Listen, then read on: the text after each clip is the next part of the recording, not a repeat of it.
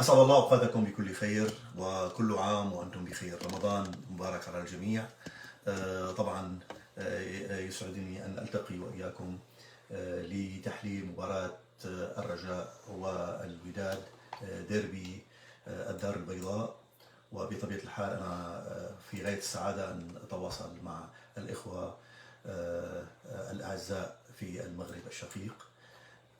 طبعا بعد تحليل الحالة أو بالأحرى الوقوف عند بعض الحالات الهامة والمؤثرة في لقاء القمة أو لقاء الديربي من خلال موقع العربي الجديد. طبعا تطرقنا إلى أهم الحالات وأبرزها، وخاصة فيما يتعلق بالأهداف أو يتعلق بركلات الجزاء. لكننا بطبيعة الحال تابعت جل المباراة لكن ليس كل المباراة، وبالتالي كان هناك طبعا، وهذا شيء الحقيقة يدعو للسعادة بأن هناك اهتمام وأن هناك ثقة وتقدير للمجهود الذي يقوم فيه.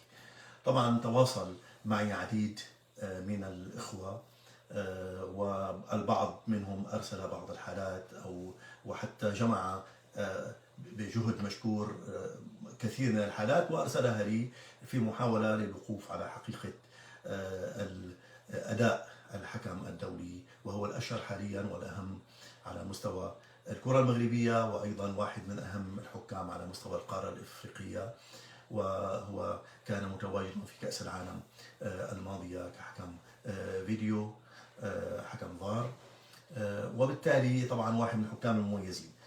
طبعا قبل أن أبدأ بالحديث أتمنى أن يكون الصوت والصورة قد وصلت إليكم بشكل جيد حتى نستطيع أن نتابع لقاءنا وحوارنا معكم حول هذه المباراة المهمة والوقوف عند الحالات الجدلية.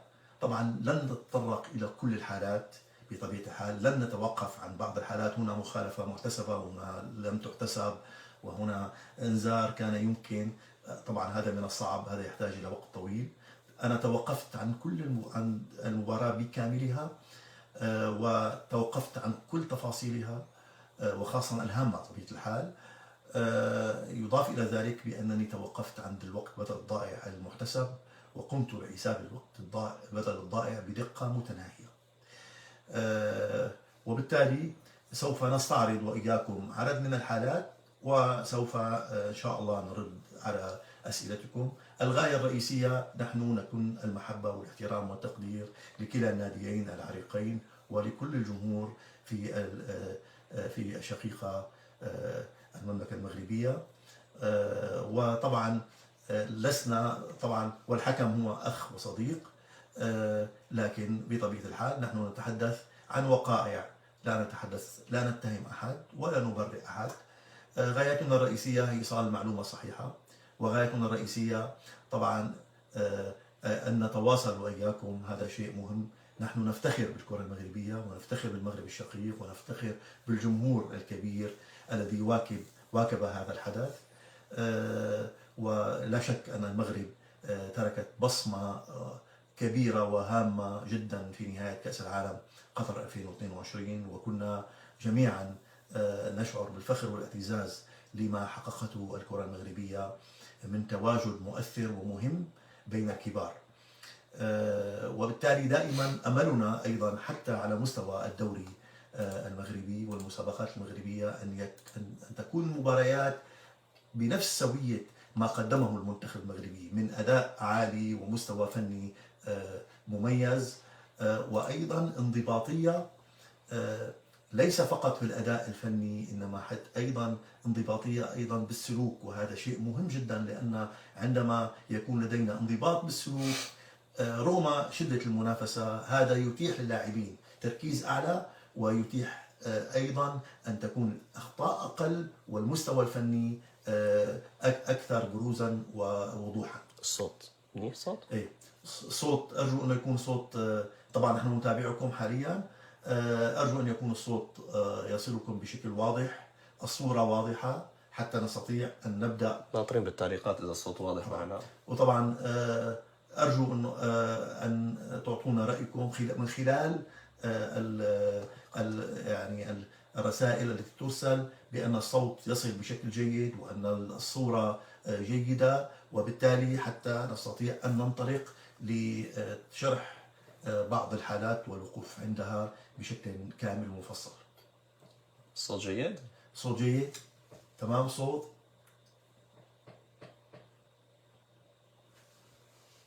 الصوت واضح. صوت واضح، يبدو أنه الرسائل عم تجينا بأنه صوت واضح وصورة جيدة إن شاء الله. طبعا نحن سنتحدث من خلال الشاشة، يعني سنوقف عن كل حالة وسنشرح هذه الحالة، وبطبيعة الحال هو هذا هذا الرأي هو رأي تحكيمي مبني على قواعد. القاعدة الأولى والأساسية هي قانون اللعبة. الشيء الآخر تفسير القانون وتطبيقات القانون. وبطبيعة الحال جل الذي لا يخطئ، قد نخطئ أيضا حتى أحيانا في تقييم بعض الحالات كوضع الحكم، كأيضا الزملاء والأخوة المتابعين قد يكون لهم وجهة نظر وقد نختلف وجهات النظر، لكن هي القضية الرئيسية. طبعا الاختلاف وجهات نظر ليس مشكلة. القضية الرئيسية هي أن ننقل الحقيقة، أن نقف عند كل الحالات بكل تفاصيلها، وأن يعني نجعل دائرة المعلومة أوسع وأكبر، وهذه قضية مهمة جدا. طبعا نحن الجميع غالي علينا، يعني فريقي الوداد والرجاء وأيضا الجمهور الكريم وأيضا الحكم وقائمين على اللعبة، الجميع يحظوا باحترام وتقدير من قبلنا، وبالتالي ونكون لهم كل الاحترام، وبالتالي نتحدث نحن بمنتهى الاحترام، لا نتهم أحد ولا نبرئ أحد، نتحدث عن وقائع لا تمس هذه الوقائع لا تمس الأشخاص، هذه وقائع فقط ما جرى من وقائع فوق الميدان. إذا سنتوقف عندها إن شاء الله بدقة. في معلقين عم يقولوا إنه في الصوت شوي ضعيف، فإذا فيك تعلي شوي. تعلي صوتي. طيب أوكي فيك تبلش. طيب. طبعا نحن المباراة طبعا أدارة كما ذكرنا الأخ رضوان جيد، واحد من الحكام المميزين حاليا على مستوى القارة الأفريقية، الحكام العرب والأفارقة المميزين، وهو يضع يعني له بصمة أيضا على مستوى الدولي، وأعتقد سوف يكون له مستقبل إن شاء الله مميز في القادمات من البطولات والمنافسات الدولية والقارية. الحالة الأولى في المباراة طبعا ستتوقف عند أول حالة أشهر الحكم بطاقتي إنذار لكلا اللاعبين. الحالة كانت في الدقيقة 22 قرب الزاوية الركنية كما تشاهدون. هنا عملية دعس بالقدم من لاعب طبعا يحيى جبران على خابا. نلحظ هنا عملية دهس بالقدم، هنا عملية دهس بالقدم كما نلحظ. طبعا هذا فعل، الكرة لم تغادر الملعب، إذا الكرة لا زالت في اللعب. هذه مخالفات تستوجب الإنذار لعملية ترك أو دهس على القدم، دعس على القدم، وبالتالي هذه فعل متهور يستوجب الإنذار. طبعا بعد ذلك اصطدمت الكرة بلاعب الرجاء وبالقائم قائم الراية الركنية، وثم خرجت الكرة خارج حدود الملعب. هنا رد فعل من قبل لاعب الرجاء، تقدم، قام بعملية هنا عملية دفع إضافة لاستخدام الفخذ على فخذ اللاعب المنافس. إذا هذا الكرة أصبحت خارج اللعب. إذا هذا الفعل هو سلوك غير رياضي يستوجب الإنذار أيضا. إذا لدينا مخالفتين، الأولى أو خطأين. الخطأ الأول وهو داس بأسفل القدم، وهذا يستوجب الإنذار للتهور والكرة لا زالت في اللعب، ومن ثم مخالفة اندفاع، وبطبيعة الحال هذا سلوك غير رياضي لأن عملية ردة فعل غير مناسبة بعد أن خرجت وأصبحت كرة خارج اللعب. الحكم هنا أعطى إنذارين. بالمناسبة عدد الإنذارات 13 إنذارا، وهذا عدد كبير من الإنذارات.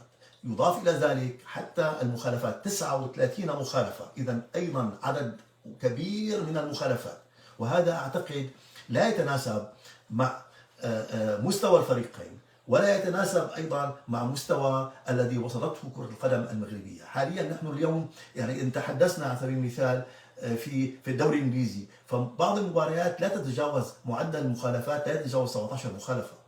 عدد الإنذارات أقل بكثير، وهذا أعتقد حتى نستطيع أن نلعب كرة قدم ونقدم متعة للجمهور ونقدم فائدة ونرتقي بالمستوى، يجب علينا أن نقلص عدد المخالفات، وخاصة المخالفات التي تتسم أحيانا طبيعتها بالتهور أو أحيانا باللاعب العنيف.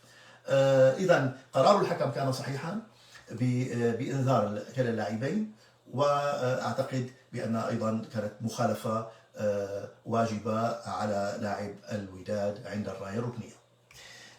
الحالة الثانية كانت في الدقيقة 36. هنا كرة تلعب مرفوعة داخل منطقة الجزاء، يقوم أمين فرحان لاعب الوداد بعملية قفز ارتقاء ورفع اليد عاليا بشكل عمودي فوق مستوى الكتف، وبالتالي هو تقصد أن يمنع الكرة من الوصول إلى اللاعب حمزة خابة، والتي وصلته لكنها وصلت متأخرا نتيجة عملية لمسة اليد الواضحة جدا، وبالتالي في هذه الحالة الحكم احتسب ركلة جزاء وأضاف إليها الإنذار لمحاولة اللاعب منع الكرة من الوصول إلى اللاعب داخل منطقة الجزاء. بطبيعة الحال عندما نحتسب ركلة جزاء حاليا ضمن ما يسمى بالعقوبة الثلاثية، تخفض العقوبات الإنذار إلى لا شيء والطرد إلى الإنذار في حال كان هناك منافسة على الكرة.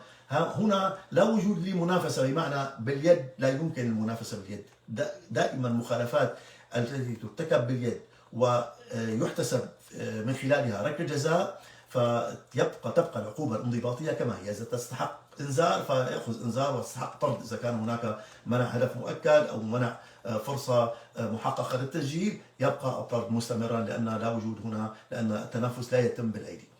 إذا قرار الحكم القريب الذي يمتلك كما نلحظ هنا يمتلك زاوية رؤية ممتازة ومفتوحة تماما، يعني ليس هناك ما يعيق خط الرؤية مع اللاعب الذي قام بالمخالفة، مخالفة واضحة، وطبعا مخالفة مستغربة بطبيعة الحال، يعني من لاعب كبير من مثل الأخ أمين فرحان. إذا ركلة جزاء صحيحة إضافة لها الإنذار، إذا القرار أيضا صحيح. نحن نتحدث الآن عن قرارين صحيحين، يعني حالتين وقرار الحكم صحيح.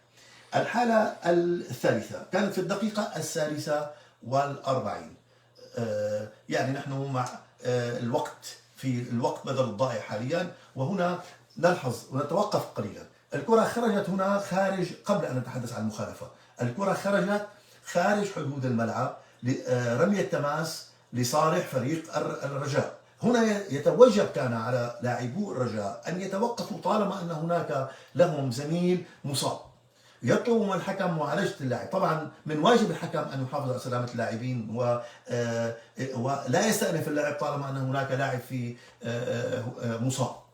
طبعا الحكم لم يقر بوجود المخالفة أولا، وبالتالي إذا كان هناك خطأ يستوجب أي بطاقة، سواء بطاقة إنذار أو طرد، فهو لا يستطيع اتخاذ هذا القرار على اعتبار أنه هو لم يقر بوجود المخالفة.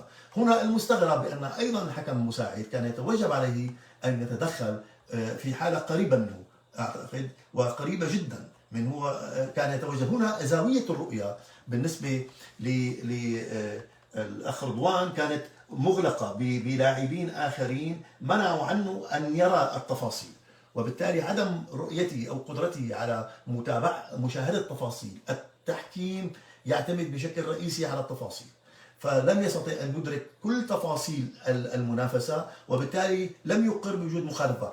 نتيجة لماذا؟ لأنه خدع بأن اللاعب فريق الوداد استطاع أن يحصل على الكرة، وبالتالي هو حصل على الكرة، والحصول على الكرة في الغالب يعني يلغي أو يعفي من وجود مخالفة، لكن ليس دائما. طبعا نلحظ هنا عملية الارتقاء، الانقضاض، هذه نتوقف، هذه عملية انقضاض. عندما أرتقي بكلتا القدمين إلى الأعلى، فأنا بهذه الحالة لا أستطيع أن أتوقف ولا أستطيع أن أتحكم بحركتي، وبالتالي أنا هنا بهذه الحالة أكتسب قوة زائدة مفرطة بسبب بأنني أنا في هذه الحالة هناك عملية سقوط حر، وهذا السقوط الحر هو سقوط يتبع عملية الوزن الجسم، سوف يساهم مساهمة كبيرة في حجم المخالفة المرتكبة. هنا لحظة شوي، اللحظة القضية أن الكرة كانت ذاهبة من لاعب الوداد باتجاه لاعب الرجاء، وصلت إلى لاعب الرجاء، هي أصبحت تحت حوزة لاعب الرجاء بقدمه اليسرى، لاعبه هو الذي لعب الكرة، لم يلعبها مبدئيا، لم يلعبها لاعب الوداد.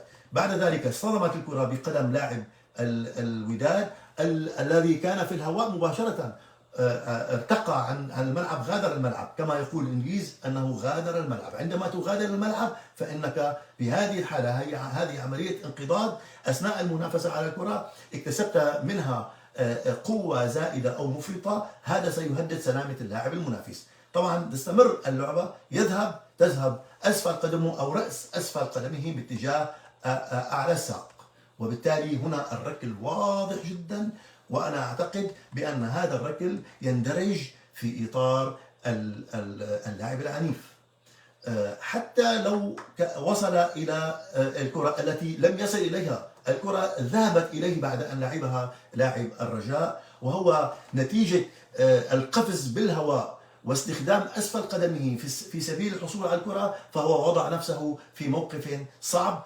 المخالفة 100% سوف تكون موجودة، يضاف إليك على الأقل يمكن أن يكون هناك إنذار على الأقل، لكن في مثل هذه الحالات، خاصة عندما يكون هناك مقابلة بين لاعبين، لاعب يقابل لاعب آخر، لا يستطيع أن يعني يكون حذرا أو يستطيع أن يغير اتجاهه، وبالتالي هنا الصدام والركل في هذه الحالة أمر واقع، وبالتالي في أسوأ الأحوال هذه الحالة تستحق الإنذار، في أقل الحدود تستحق الإنذار. أعتقد عندما تغادر الملعب لا تذهب باتجاه الكرة مباشرة وتقوم باستخدام أسفل القدم، ليس على وجه القدم، على المستوى الأعلى وهو على مستوى الساق، فبهذه الحالة أنت ترتكب لعبا عنيفا يستوجب الطرد.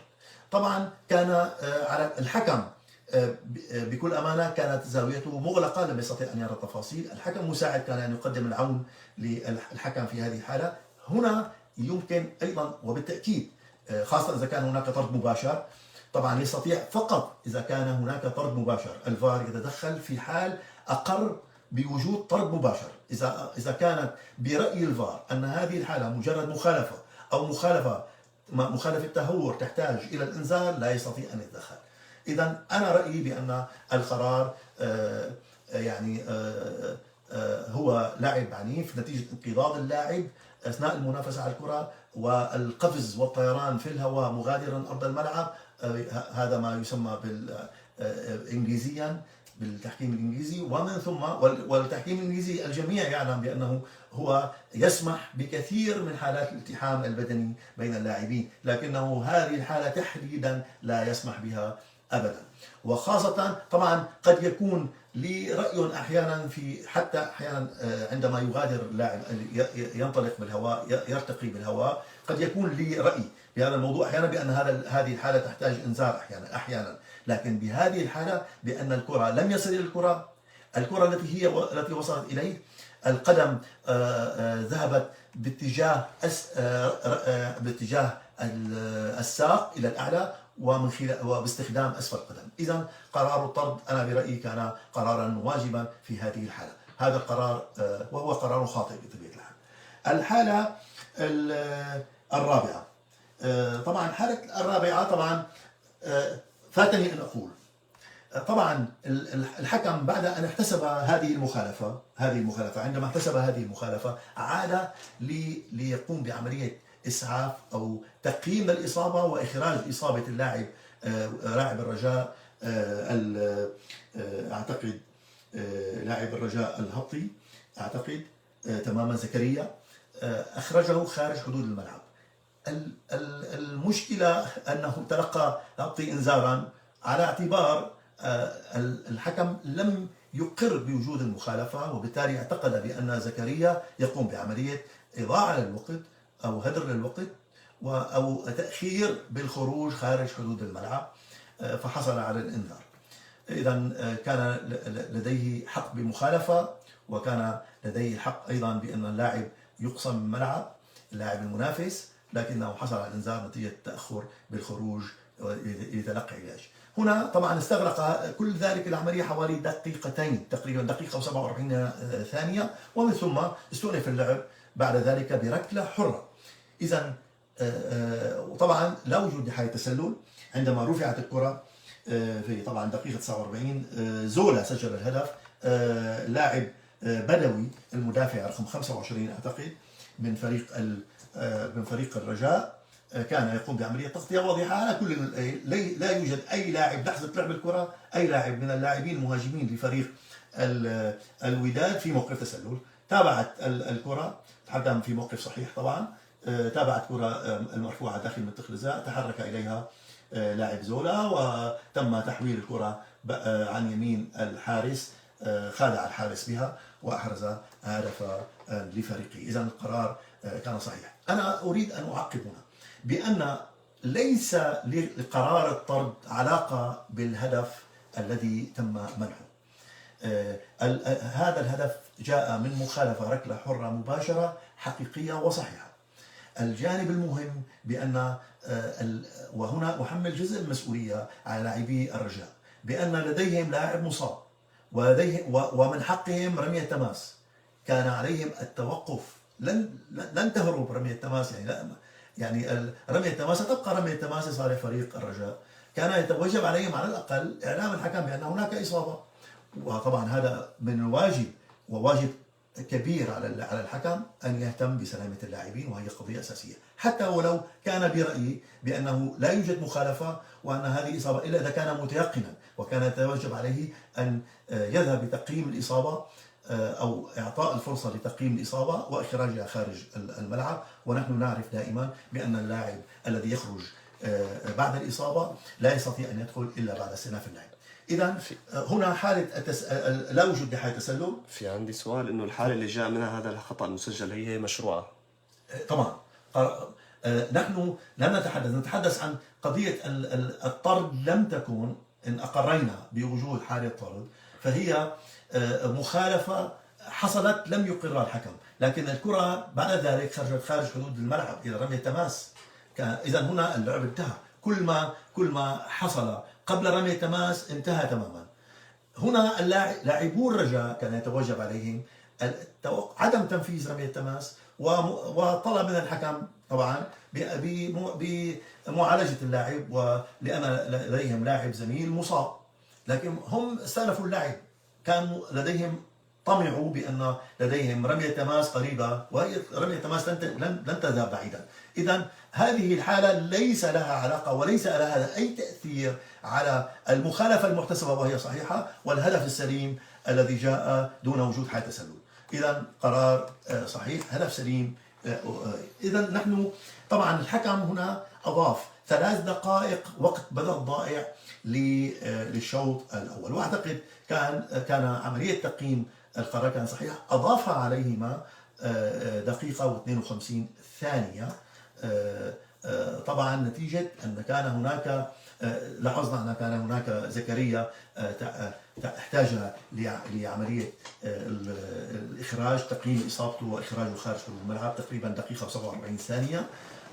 ويضاف إلى ذلك الهدف الذي تم إحرازه لفريق الوداد. نحن دائما أذكر دائما بأن هناك تشديد حاليا من الفيفا على احتساب الوقت الضائع بدقة متناهية. نذهب باتجاه الشوط الثاني. الحالة الخامسة الدقيقة 46. طبعا هناك مطالبة بوجود لمسة يد.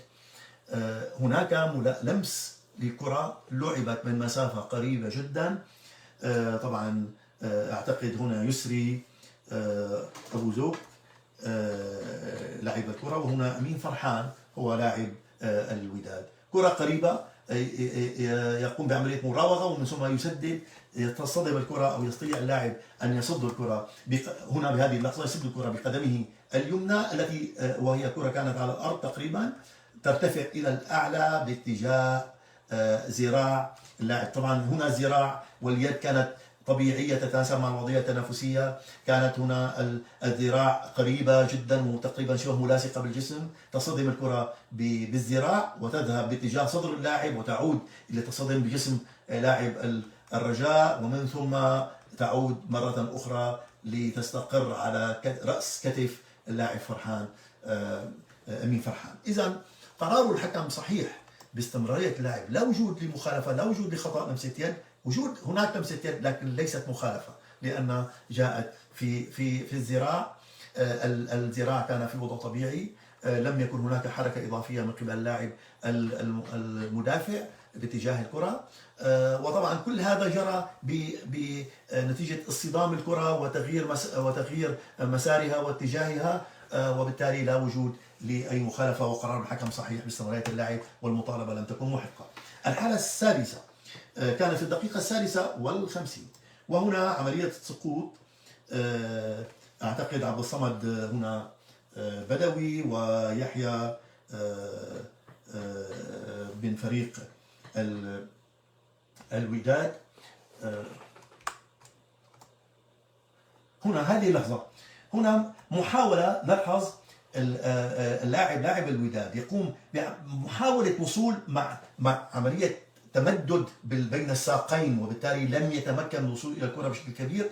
الذي وصل إليها هو لاعب الرجاء، وصلها بقدمه اليمنى وذهبت باتجاه حارس مرمى، ومن ثم تعثر بعض الشيء فسقط. فكانت منه محاولة لإقناع الحكم بوجود مخالفة تستوجب ركلة جزاء. لا وجود ركلة جزاء، قرار الحكم صحيح واستمرارية اللاعب كانت صحيحة، الكرة وصلت إلى حارس المرمى.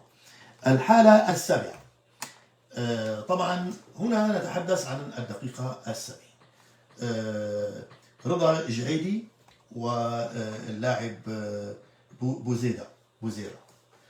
نلحظ هنا كرة ذهبت بعيدة عن لاعب الوداد. طبعا هنا الحكم أعطى مبدأ إتاحة الفرصة رغم ضعف إمكانية الاستفادة من إتاحة الفرصة. اللاعب لوحده محاط ب4 أو 5 لاعبين، وبالتالي أو 3 لاعبين، وبالتالي لا يستطيعون أن يقوم شيء، خاصة أن هذه المخالفة في وسط الملعب وتحتاج، ليست هي فرصة واعدة لهجمة واعدة. هناك محاصر ب5 لاعبين وهناك مسافة كبيرة، نحن قرب منتصف الملعب، وبالتالي إعطاء إتاحة الفرصة هنا ليست مفيدة، خاصة بوجود مخالفة تستوجب إعطاء يعني مخالفة تستوجب إعطاء إشهار بطاقة إنذار أو بطاقة طرد.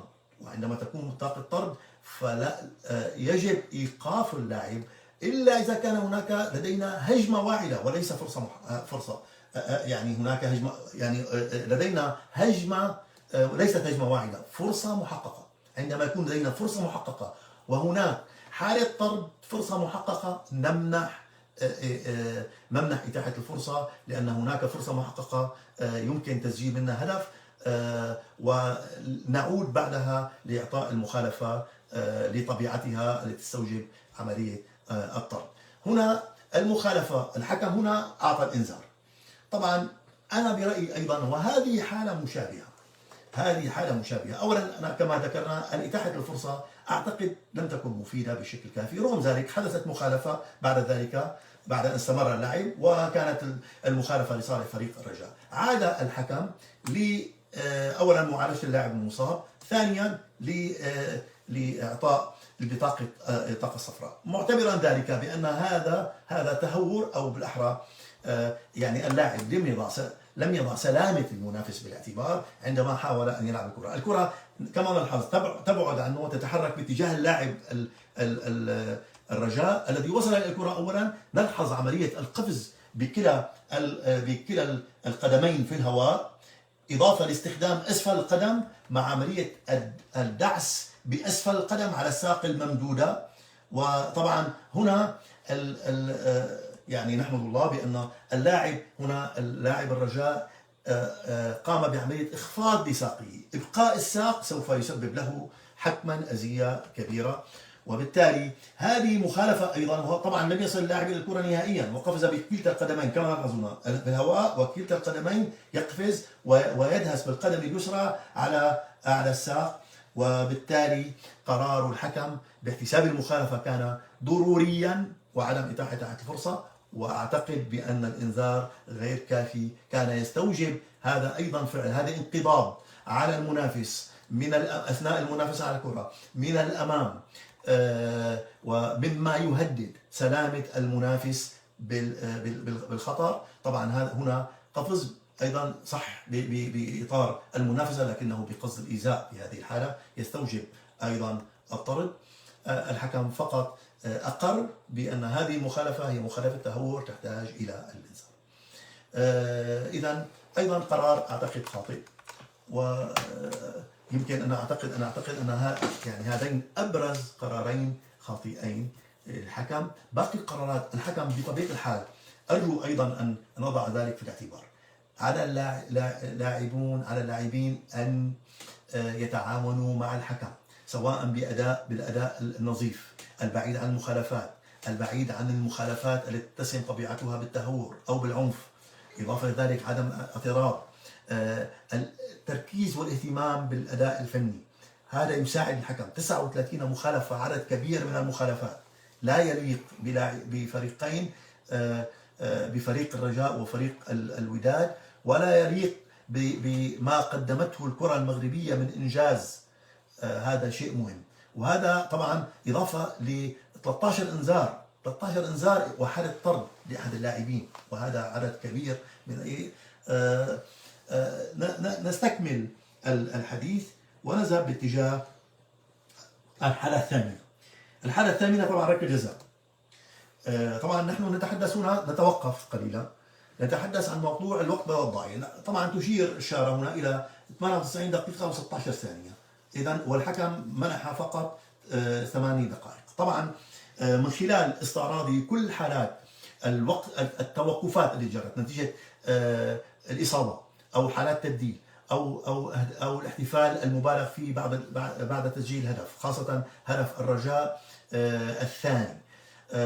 يضاف إلى ذلك استخدام الألعاب النارية والمقذوفات باتجاه ميدان اللعب، وهذا يشكل خطر يهدد سلامة اللاعبين، وبالتالي الحكم اضطر أن يتوقف، لا يستأنف اللعب حتى تتوقف يعني. وبالتالي كانت لدينا توقفات، 7 توقفات في الوقت الأصلي من الشوط الثاني، 7 توقفات. هذه التوقفات أفضت إلى 8 دقائق و45 ثانية. يعني الحكم كان دقيقا بعملية تقدير الوقت بدل الضائع. هو أضاف 8 دقائق، هناك 8 دقائق بالحساب، 8 دقائق و45 ثانية. إذا استمر اللعب. بعد ذلك نتوقف أثناء طبعا هنا الحكم احتسب الحكم احتسب 8 دقائق. نحن هنا تجاوزنا 8 دقائق إلى 21 ثانية. خلال 8 دقائق المضافة أيضا حصل توقفان، وهذان التوقفان أسفرا عن دقيقة إضافية. إذا الدقيقة الثامنة أصبح لدينا 9 دقائق. أثناء 8 دقائق المضافة لنهاية الشوط الثاني، كان هناك أثناء 8 دقائق المضافة كوقت بدل الضائع كان هناك توقفين، أحدهما للمشاهدة الأولى كانت للتبديل 27 ثانية، وأخرى الإصابة إضافة للإنذار 33 ثانية. إذا دقيقة بالتمام والكمال. إذا الحكم هنا سيضيف الدقيقة، هذا من حق الفريقين، وبالتالي ركلة الجزاء المحتسبة في الدقيقة 28 و25 ثانية كان قرارا صحيحا وفي الوقت الصحيح. نذهب باتجاه الحالة. هنا طبعا عبد الصمد بدوي وزهير مرتجي. نلحظ عملية لاعب الوداد يقوم بعملية مراوغة ناجحة، ينقل الكرة بقدمه اليسرى. هنا يمد عبد الصمد بدوي قدمه وساقه اليمنى ويقوم بعملية عقلة. هذه اللحظة نلحظ هذه اللحظة تماما، هذه اللحظة وبالتالي قرار ركلة الجزاء كان قرارا صحيحا للحكم، وكان بالوقت الصحيح. كانت في الدقيقة كما كانت تشير الساعة إلى 98 دقيقة و25 ثانية. وذكرنا بأن في الوقت بدل الضائع من دقائق المضافة توقف اللاعب أيضا مرتين، وكان يجب على الحكم أن يضيف دقيقة أخرى. إذا قرار الحكم من حيث توقيت ركلة الجزاء التي كانت في الوقت الصحيح، وأيضا من حيث المخالفة أيضا مخالفة كانت صحيحة. في عم يحكوا على هاي الحالة اللي هي اجت قبل ركلة الجزاء. تمام. طبعا ما بعرف اذا في اعاده، عم بيقولوا انه هذا الخطا غير صحيح منه ادى راحت لركله جزاء في الطرف الاخر.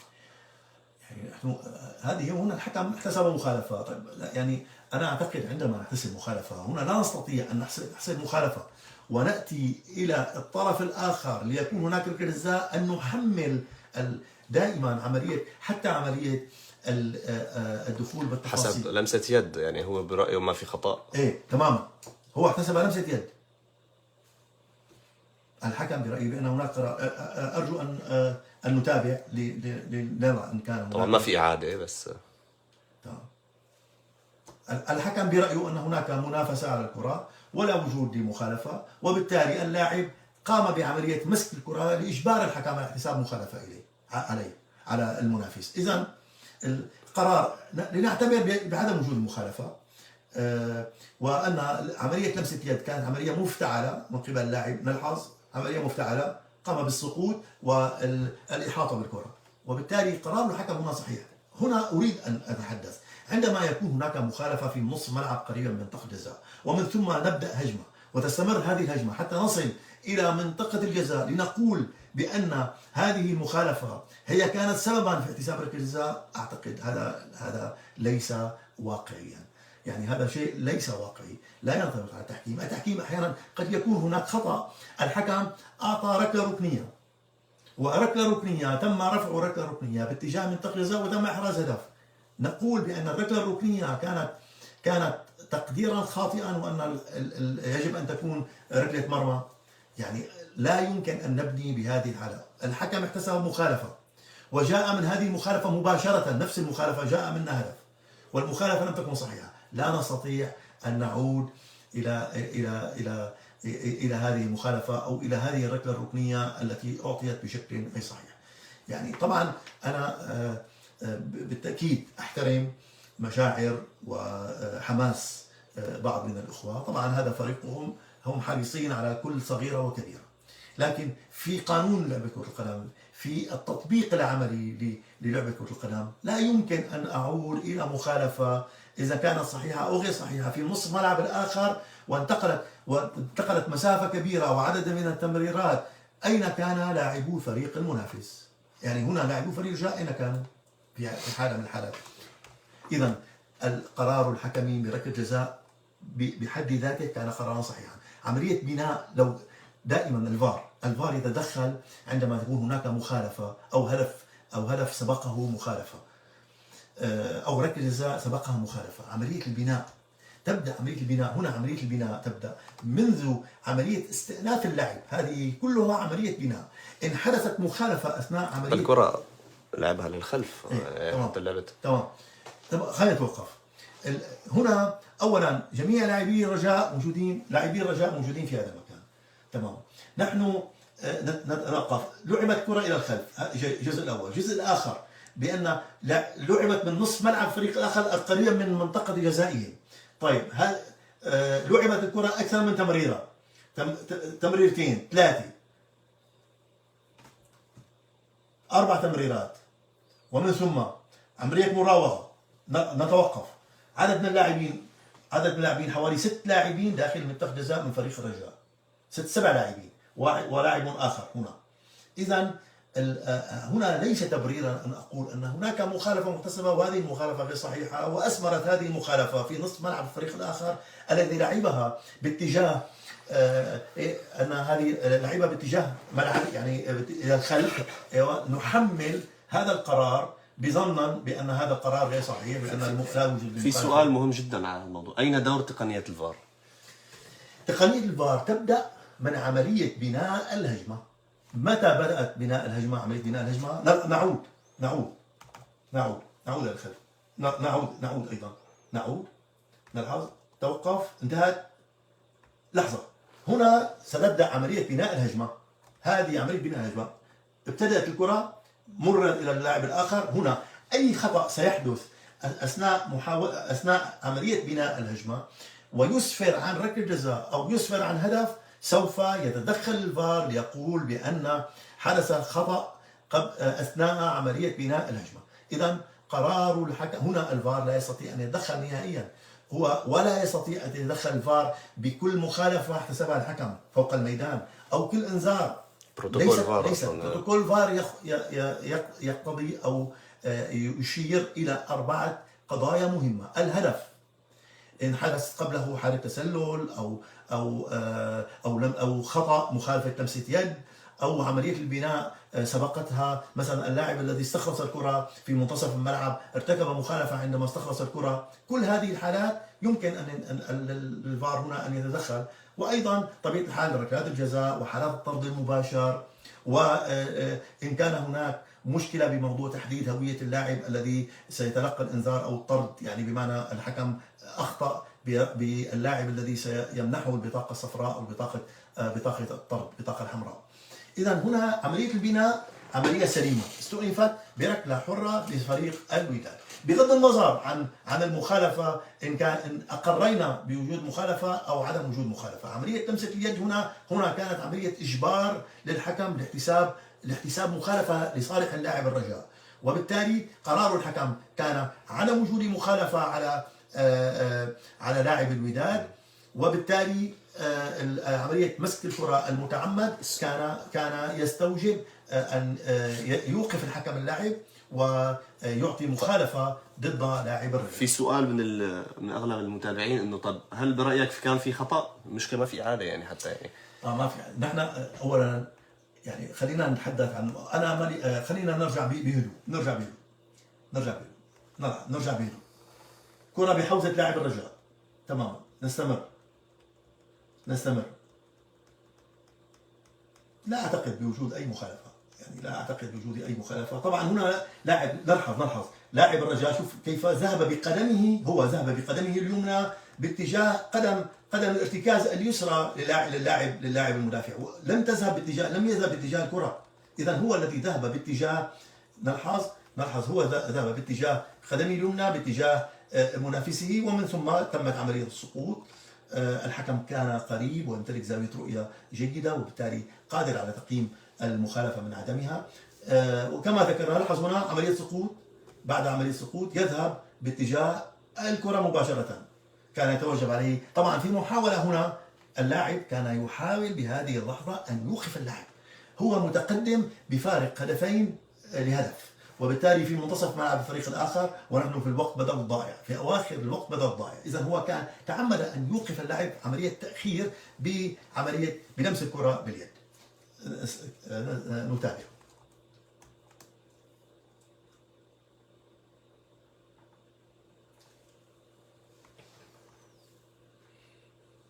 إذا أنا برأيي أن قرار الحكم كان صحيحا باحتساب لمسة يد، وأن اللاعب هو الذي سبب نفسه التعثر نتيجة عدم قدرته على لعب الكرة وذهاب قدمه اليمنى باتجاه قدم الارتكاز اليسرى للاعب الفريق المنافس. هنا انتهت اللعبة تماما. هذا القرار سواء أقرينا بوجود مخالفة أو عدم وجود مخالفة توقفت هنا. عند استئناف اللاعب كل ما جرى قبله يلغى تماما. يعني كل ما جرى لا يعود إليه لا الفار ولا طبعا الحكم بطبيعة الحال. عندما يتم استئناف اللاعب ينتهي الموضوع تماما. نحن نبدأ هذه اللحظة هي لحظة بناء الهجمة، وإن حدث أو تخللها أي مخالفة سبقت عملية احتساب ركلة الجزاء نقول بأن ركلة الجزاء غير صحيحة، ونعود للمخالفة الأصلية التي جرت أثناء عملية البناء. إذن ركلة الجزاء صحيحة وفي الوقت الصحيح من الوقت الضائع بعد 25 ثانية من 98 دقيقة، طبعا بمعنى من دقائق المحتسبة بدل الوقت بدل الضائع. ناخذ أسئلة؟ تفضل. يلا بس إنه نحن ناخذ كم سؤال. طيب ناطرين أسئلتكم، إذا في أي أسئلة الكابتن جمال لحتى يرد هو بشكل مباشر على أسئلة المتابعين. لقطة سامبو في الدقيقة 80. في لقطة عم يقولوا إنه لاعب الرجاء في الدقيقة 80. إذا رجعنا لقطة في الدقيقة 80 وإذا مشينا بشكل سريع شوي لحتى نشوف أي لقطة هاي يمكن اللقطة اللي عم يحكوا عليها. أي لقطة عم يحكوا عليها. شاهدت اللقطة أنت؟ تماما تماما. طبعا لا ارى وجود اي مخالفه بطبيعه الحال على لاعب الرجاء، لا وجود اي مخالفه. تستمر هنا، ياخذ الكره بالصدر، يتقدم، لا وجود اي مخالفه، لا وجود عرقله. هنا عمليه محاوله لعب الكره، هنا محاوله يحاول، هناك مخالفه، هنا مخالفه، اعتقد هنا مخالفه تماما، هنا مخالفه بمد، مخالفة على المهاجم يعني، مخالفه على نستمر. تمام، لا وجود لاي مخالفه على اللاعب المدافع. المدافع هو الرجاء. فشل هنا اللاعب بلاعب الكره، فشل لاعب الوداد بلاعب الكره، نلحظ فشل، وذهبت قدمه هي التي ذهبت قدمه، هي التي ذهبت بعد ان فشل بلاعب الكره، هي التي ذهبت باتجاه وقامت بعمليه ركل، واستمرت القدم باتجاه الركبه ومن ثم باتجاه جسم اللاعب. اذا لا وجود المخالفه هنا. المتسبب في هذه المخالفه طبعا هناك فشل بلاعب الكره، لاعب الرجاء الوداد الذي فشل بلاعب الكره، هي قدمه هي التي ذهبت باتجاه ركلت، قامت بعمليه ركل لقدم اللاعب المدافع، واستمرت الى الركبه ومن ثم الى الجسم. واعتقد لا وجود مخالفه على كلا اللاعبين. يستمر اللاعب، يعني ان كنا حريصين اكثر سوف نعاقب اللاعب المهاجم، لكن استمرار اللاعب كان برايي بانه قرار كان صحيحا. اذا من تسبب بعمليه من ركل هو اللاعب المهاجم الذي فشل بالوصول للكره. عندي سؤال من عبد اللطيف، هل عدم طرد لاعبين من الوداد، لاعبين من الوداد، ساهم في التأثير على مجريات اللقاء؟ بالتأكيد بلحظة عدم اتخاذ القرار بالطرد طبعا لم يكن هناك تأثير مباشر، لكن غياب بطبيعة الحال عندما فريق يلعب ناقص الصفوف مع نهاية في الدقيقة 46 من نهاية الشوط الأول، بمعنى سوف الفريق الآخر سوف يستأنف اللعب بالشوط الثاني ناقص الصفوف ب10 لاعبين، ومن ثم عملية الطرد الأخرى جرت في الدقيقة 70، إذا هناك أيضا 20 دقيقة مع عدا الوقت بدل الضائع أيضا سيلعب بلاعب آخر سوف ينقص. إذا بالتأكيد نقصان الفريق أو طرد لاعبين طرد لاعب في الدقيقة 46 في الوقت الإضافي في الدقيقة الأولى من الوقت بدل الضائع المضاف في الشوط الأول، أو في الدقيقة 70 كان بالتأكيد احتمال كبير، ليس يعني أكيد، بمعنى أنه سيكون له تأثير. قد يعود الفريق الآخر للعب بشكل دفاعي باعتبار لديه نقص بعدد اللاعبين، نقص صفوفي بلاعب أو بلاعبين، لكن ليس بالضرورة أن ذلك سوف يكون له تأثير 100%. سوف يكون في تأثير على مجريات اللقاء، لكن قد لا يكون له تأثير على نتيجة المباراة، لأن قد يلجأ الفريق الآخر لنقص صفوفه لتعويضها بطريقة بإغلاق المساحات، باللعب على المرتدات وبالعودة إلى مواقع الدفاع. لكن بالتأكيد هذان القراران قراران مؤثران برأيي على مجريات المباراة وبالتالي احتمال نتيجتها أيضا. لقطة احتكاك أهولو مع حارس الوداد دقيقة 25. خلينا طبعا نحن ما فينا ناخذ كل الحالات، يعني راح يصير في نحن شفناهم كلهم، لكن المشكل بأنه نحن ما بنستطيع أن نوقف عن كل الحالات، بصير نحن كأنه عم ننقب عن الأخطاء أو ننقب عن أنا أعتقد بس خلينا ننوه على إنه موضوع إنه أنت تابعت المباراة ابتداء من الدقيقة 35 تماما. طبعا في المرة الماضية طبعا أنا بتعرف كانت مباراة أقيمت بعد مباراة الكلاسيكو برشلونة ريال مدريد وفي إياب الكأس، وبالتالي كان لدينا تركيز كبير على المباراة، وبعد ذلك عملية تحضير لتحرير النص الخاص على موقع العربي الجديد، لتحرير النص وبالتالي الوقوف عن كل الحالات وإرسال النص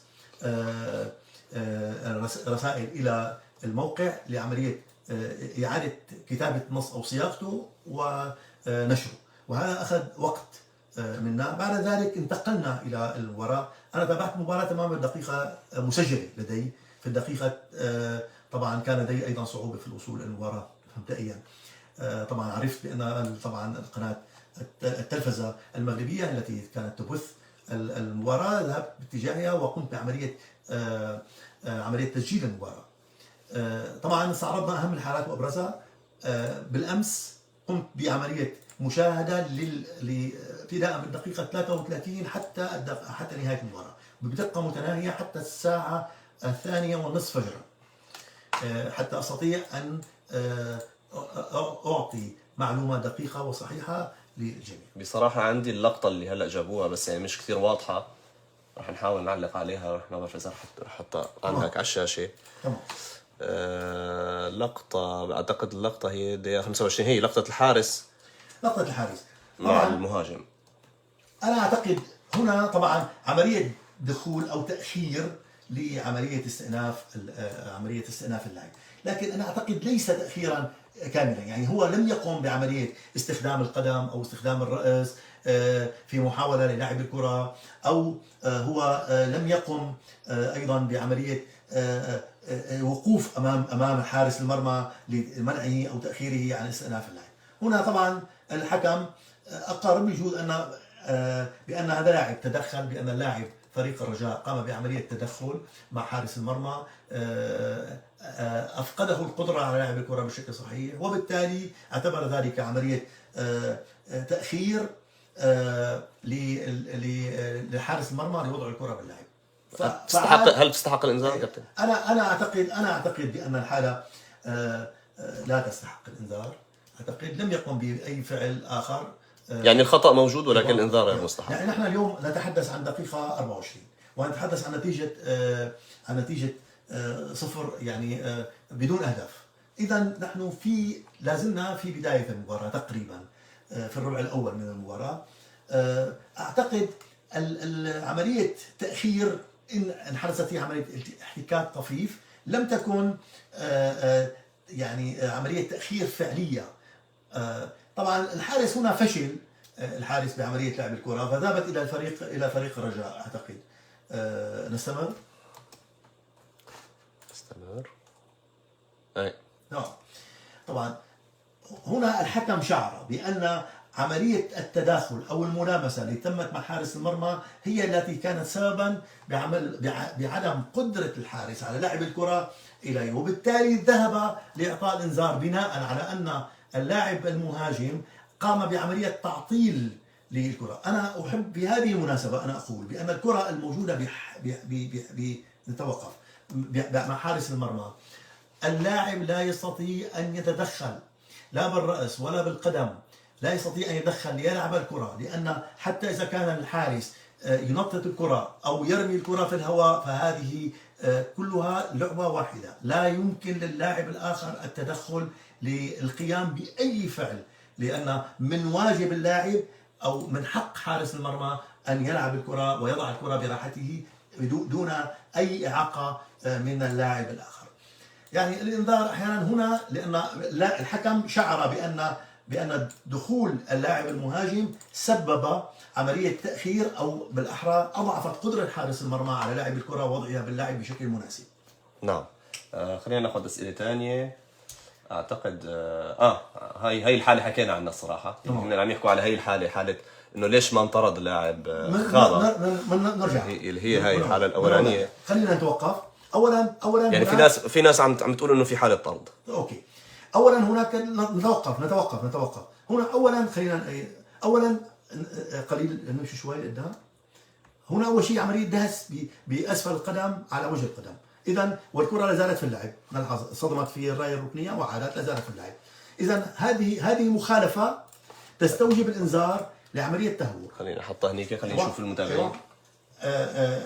هذه مخالفة تستوجب الإنذار لعملية تهور. نتوقف نلحظ خرجت كرة خارج حدود الملعب تماما. هلا عملية هذا العمل أو هذا رد الفعل لم يقم هو بعملية ركل حقيقي باستخدام القدم وبشكل عنيف، لم يقم بعملية لم يقم بعملية استخدام الساعد أو اليد بضرب الوجه أو الرأس، لم يقم بكل هذه القضايا. إنما هل هي الركلة تستحق شيء؟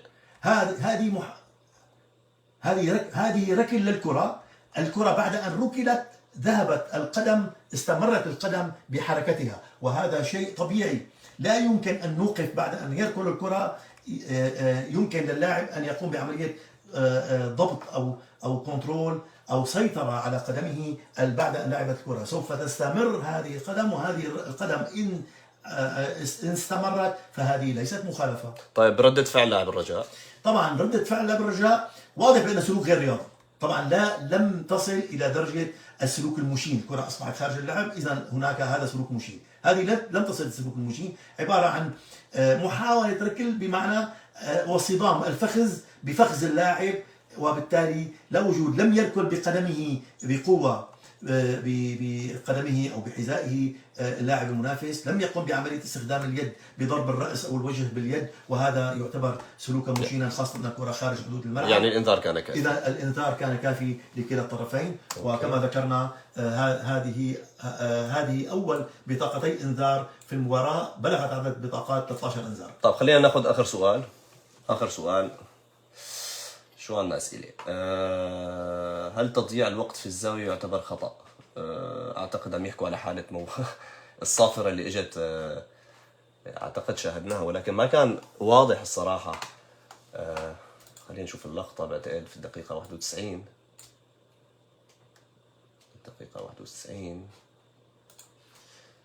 اللي هي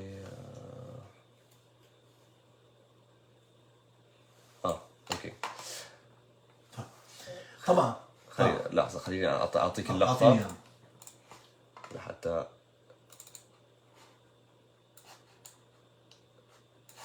أحط لك اللقطة بهون بهذا المكان.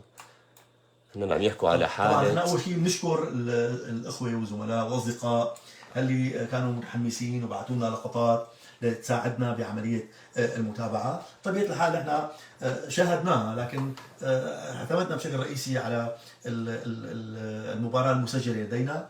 نعود هنا، هذه اللحظة هي ليست اللاعب هنا، الكرة في مجال تنافس بين اللاعبين، وهذه العملية ليست هي عملية حجز. يعني هنا اللاعب قادر أن يلعب الكرة، يعني طالما هو قادر يلعب الكرة والكرة في متناول الجميع، هي في مجال تنافس بين اللاعبين، حب يكسب الوقت، فهو يستطيع أن يحمي الكرة أولا، وعملية كسب الوقت هو من حقه هنا لا يضيع الوقت، لأن الكرة أصلا باللعب.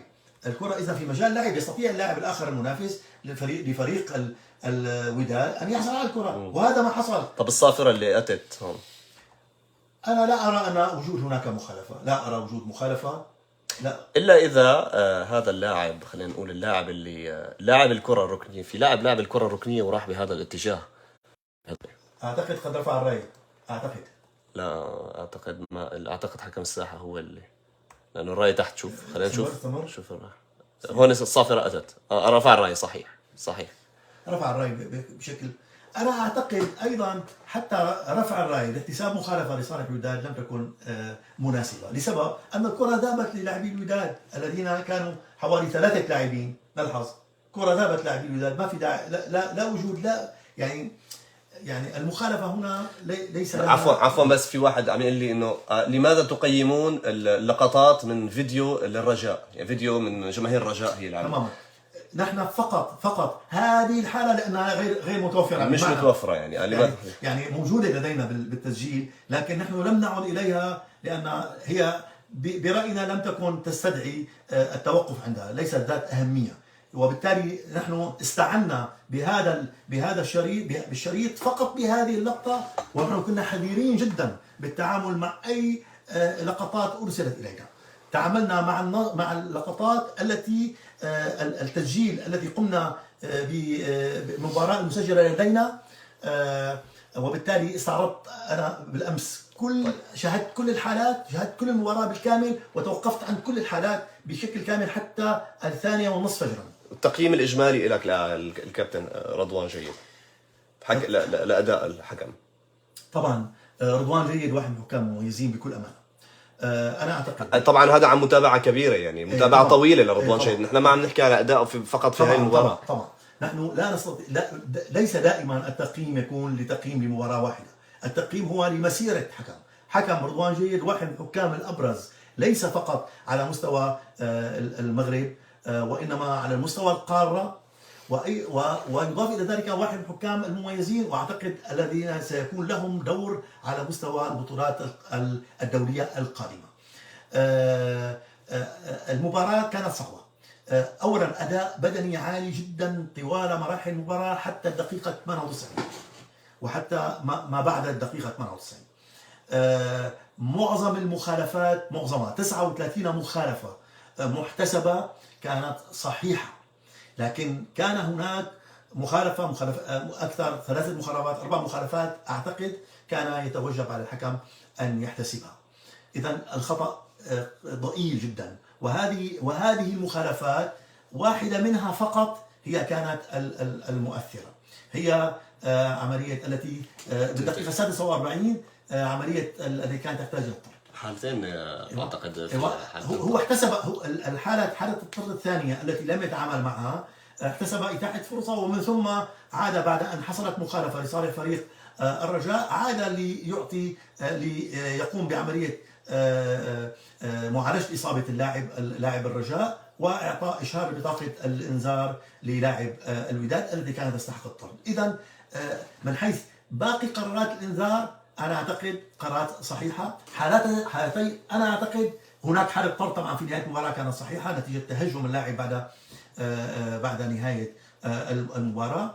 هناك حالتان طرد باعتقادي كان يتوجب للفعل للعب العنيف نتيجة انقضاض اللاعبين والقفز بالهواء واستخدام أسفل القدم. أعتقد هاتين الحالتين كانت تستدعيان. طب هل القرارات مؤثرة عن انتهاء اللقاء؟ أنا ذكرت أن لم تكن مؤثرة في لحظتها، لكن على مدار الوقت الذي لعبت فيه المباراة أعتقد هناك تأثير على الأقل على مجريات المباراة، وقد يكون على مؤثر على نتيجة. يعني بشكل عام فيك تقول إنه رضوان جيد لم يكن موفق في هذا اللقاء؟ أنا أعتقد فقط في هاتين الحالتين. باقي الحالات كان أداؤه جيدا من حيث احتساب المخالفات المتعددة، 39 مخالفة، 13 إنذار، أعتقد ركلتي جزاء صحيحتين، عدم إعطاء أي ركلة جزاء، يعني شكوك بركلة جزاء منحت أو لم تمنح. لكن أعتقد هذان القراران هما أعتقد القراران الخاطئان آخر شيء في المباراة خلال كل هذا الوقت. آخر شيء الناس عم تحكي عن عصبية ونرفزة الحكم، يعني اللي كانت واضحة أعتقد عند إخراجه الكرت الأحمر في نهاية المباراة. هلا بطبيعة الحال هون في هاي اللقطة طبعا بطبيعة الحال هنا يبدو أنه تعرض إلى شتيمة، وبالتالي استفز. حكم كمان أيضا إنسان، يعني لا يستطيع. هنا يبدو أن هناك هجوم، وهناك كما نلحظ اللاعب الذي يقوم بعملية ويخلع القميص. وأعتقد أيضا الحكم إنسان، يجب أن نضع ذلك في الاعتبار. والحكم يدير مباراة على حوالي 100 دقيقة، ولديه كل هذه القرارات، 39 مخالفة و13 إنذار وطرد للفنيين على دكة الاحتياط، ومن ثم واحتساب ركلتي جزاء. أعتقد عمل كبير والمباراة صعبة، وأعتقد وأتمنى على اللاعبين أن يكونوا أكثر انضباطا. أنا بطبيعة الحال أرجو من الأخ رضوان أن يكون أكثر هدوءا، وهو عندما يكون هادئا يكون لديه يستطيع أن يعني يبرز بإمكانياته أن يعطي أداء أفضل. هو لديه كثير، لكن رغم ذلك أنا أعتقد بأنه هذه مباراة صعبة للغاية، وعدم تعاون اللاعبين أثر أيضا على صعوبة المباراة، زاد المباراة صعوبة. أنا أعرف أن هذا دربي وهذه مباراة مهمة، لكن يجب على الجميع أن يتحلى بالهدوء والصبر، ونحن في شهر رمضان، يعني هذه قضية مهمة. إذا أعتقد بأننا تحدثنا بما فيه كفاية، ووقفنا عن أبرز الحالات. لا نستطيع أن نتوقف عن كل الحالات وأن نجيب على كل التساؤلات، وهذا سيأخذ وقت طويل وقوي جدا. أتمنى أولا، أرجو لكم أن تكونوا قضيتم معنا وقتا مفيدا، ونحن حرصنا كل الحرص أن نقوم بجهد كبير وأن نقدم الحقيقة كما هي. حرصنا على كرة القدم المغربية، حرصنا على الفريقين الكبيرين، حرصنا على الجمهور المغربي الذي نحبه ونحترمه، وحرصنا أيضا على التحكيم في المغرب الذي قدم لنا سعيد بلقولة، مرحوم سعيد بلقولة، الأخ والزميل والصديق الذي شرف العرب في كأس العالم 1998 في فرنسا. نهاية البث. طبعا هكذا نستطيع أن نكون قد أوفينا المباراة حقها، وبالتالي ننهي وإياكم البث على أمل لقائنا في مباريات قادمة أو مناسبات أخرى إن شاء الله. شكرا.